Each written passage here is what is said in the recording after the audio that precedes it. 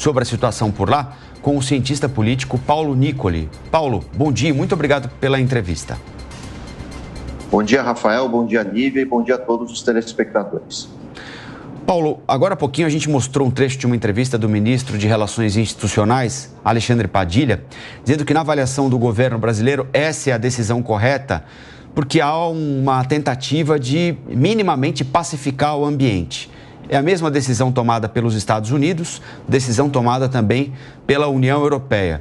O problema é, mesmo que essas atas surjam, e elas devem surgir em algum momento, depois de tanto tempo, é possível confiar nelas?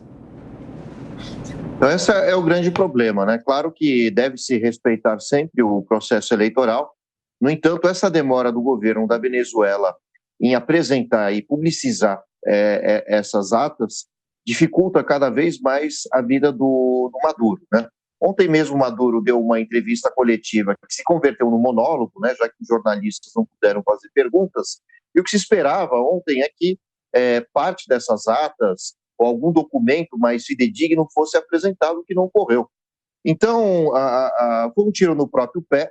O que a comunidade internacional, a imprensa espera, enfim, governos estão esperando é a divulgação dessas atas. Enquanto isso não ocorrer, esse clima de tensão, que pode levar, inclusive, a uma guerra civil, não para de se perpetuar. Então, a responsabilidade hoje pesa sobre o governo de Maduro. Não apresentando as atas, de fato, fica cada vez mais difícil ter algum grau de credibilidade nesse processo eleitoral. Paulo, nós demos no início da edição de hoje do Jornal da Manhã que com a saída dos diplomatas das embaixadas da Argentina e também lá na Venezuela, Argentina e Peru. Argentina e Peru. O Brasil vai ocupar esses espaços e, inclusive, auxiliar, entre aspas, os asilados que haviam sido expulsos pelo regime do ditador Nicolás Maduro. O que essa ação do Brasil de ocupar essas embaixadas da Argentina e do Peru significa para a diplomacia global, digamos assim? É mais uma sinalização de que o Brasil pode estar sendo condescendente com o que está acontecendo por lá ou não tem nada a ver com isso? Na verdade, existem duas análises sobre o posicionamento do Brasil. Uma delas é mostrar que o governo brasileiro tem vínculos ideológicos com o governo Maduro. Eu diria que em termos, sim, na questão da defesa de princípios de esquerda. Porém, a própria esquerda brasileira está dividida, né? Existe uma esquerda que é democrática, que se volta contra o autoritarismo do Maduro, e outra que é totalmente a favor de um fechamento desse regime na Venezuela. Agora, a segunda interpretação que se faz é que o Brasil ainda é um dos poucos meios ou vínculos de comunicação que a Venezuela tem com o mundo e que o Brasil não poderia tomar uma postura mais radical, seja negando o resultado das eleições ou aceitando, porque a Venezuela vive uma crise interna, havendo um conflito interno mais severo, o Brasil seria um intermediador entre as duas partes, entre oposição e situação. E outro elemento também que a gente não pode esquecer é que, muito recentemente, o governo da Venezuela anunciou que uma parte do território da Guiana seria de sua posse. E havendo um conflito entre Venezuela e Guiana, o Brasil também serviria como intermediador. Então, a segunda interpretação para a demora do governo brasileiro em aceitar ou rechaçar o resultado das eleições é esse. Há uma pressão também sobre o governo brasileiro para que não se posicione muito rapidamente, exatamente para ser um intermediador, alguém que consiga gerar algum diálogo da Venezuela com o mundo e entre os opositores dentro da própria Venezuela. Então, há essas duas leituras sobre o que está ocorrendo hoje. E, Paulo, como é que você avalia, aparentemente, duas posturas diferentes, né? Nós temos o Estado brasileiro, até agora prudente, dizendo, olha, não vamos abraçar de uma vez por todas a tese da oposição, de que houve fraude, assim como recomendamos aos funcionários do Itamaraty que passem longe da reunião em que o Nicolás Maduro vai se declarar vencedor. Convocou embaixadores para fazer isso. Então, nem lá nem cá, um pé em cada canoa por enquanto. E aí o presidente Lula diz que o processo foi normal, que é natural que existam dúvidas sobre a contagem de votos e que para dirimir essas dúvidas é levar o caso à justiça, como se a justiça na Venezuela fosse suficientemente independente para tomar uma decisão justa. São duas posições aparentemente descoladas, né? A do Estado brasileiro e a posição pública tomada pelo presidente Lula. Exatamente, né? O posicionamento do Lula ocorreu ainda com poucas informações, eu diria, né, sobre os acontecimentos na Venezuela. Hoje a gente já tem mais informações, depois da fala do Lula, sobre a quantidade gigante de presos, né, políticos, cerceamento dos meios de comunicação e, pior, né, a não divulgação da ata por parte do governo.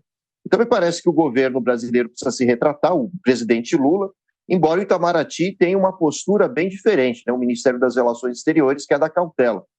Bom, seja como for, há um jogo político de xadrez também internamente no Brasil, né, porque esse ano temos eleições municipais, o Lula quer se fazer presente nas candidaturas de partidos aliados de esquerda, principalmente o Boulos, e não quer romper esses vínculos, né, com uma esquerda um pouco mais radicalizada, ao mesmo tempo não quer declarar o caráter de fraude dessas eleições, porque isso também poderia gerar atrito com esses grupos, mas também há outra questão também importante, que é a configuração do Congresso brasileiro. Se o Lula também rapidamente se voltar a favor do Maduro, ele pode perder a já frágil base política que ele tem dentro da Câmara, né? Então, é um jogo de xadrez muito complexo, né, que envolve elementos da diplomacia internacional e também da política interna.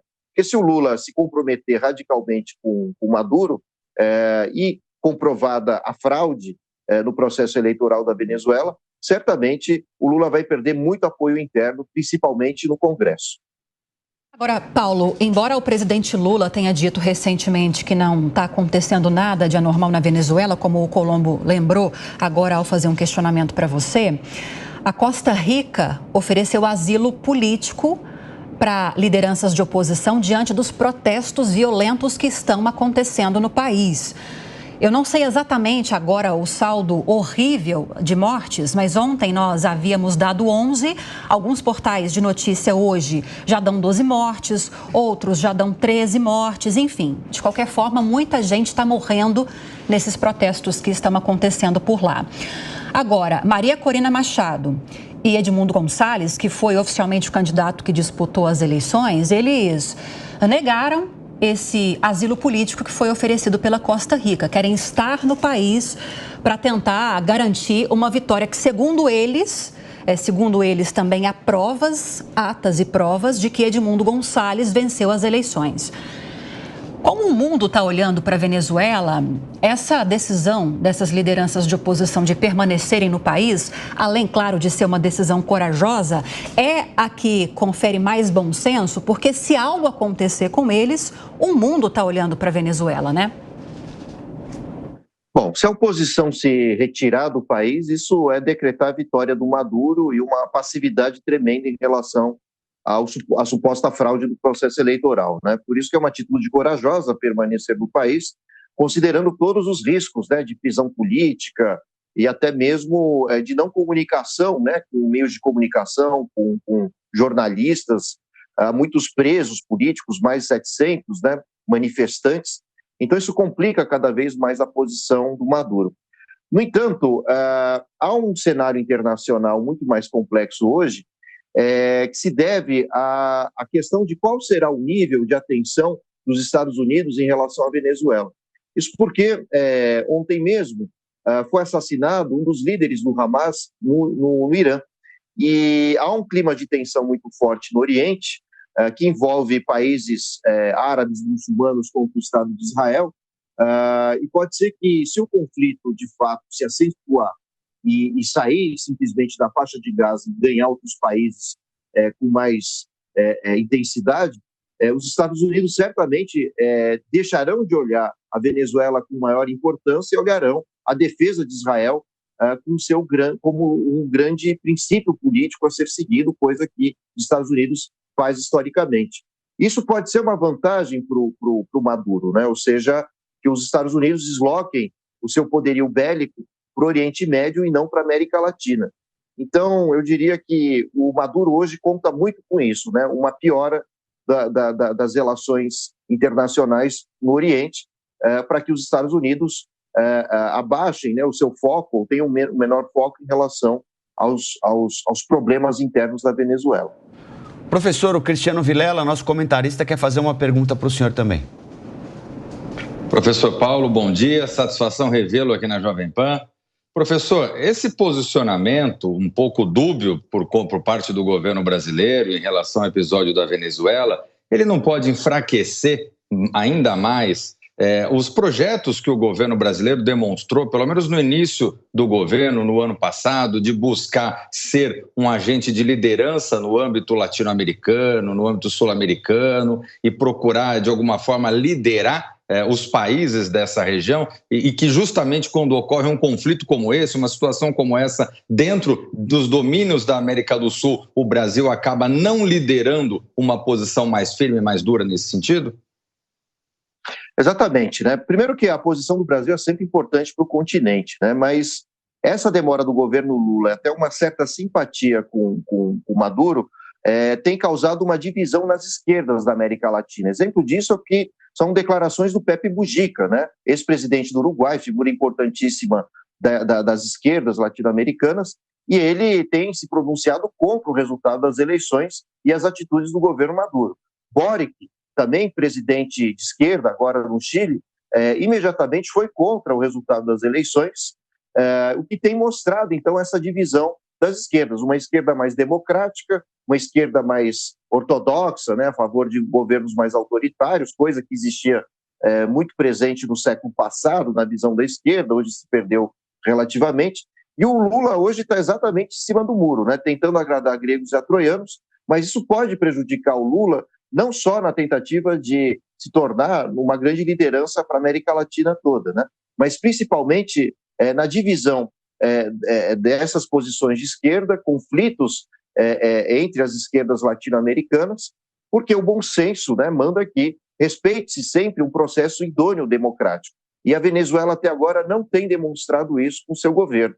Então, fora a divisão que hoje há entre as esquerdas, a gente também precisa considerar que o governo Milei, o governo do Peru, governos, inclusive do Uruguai, se afastaram, em primeiro momento, né, da Venezuela, já que são de direita, e a gente não pode esquecer também do governo colombiano, que é de esquerda, inclusive das Farc, que colocou dúvidas sobre o resultado do processo eleitoral da Venezuela. Aliás, antigas Farc, né, perdão, quebrou o meu tripé, mas eu continuo aqui.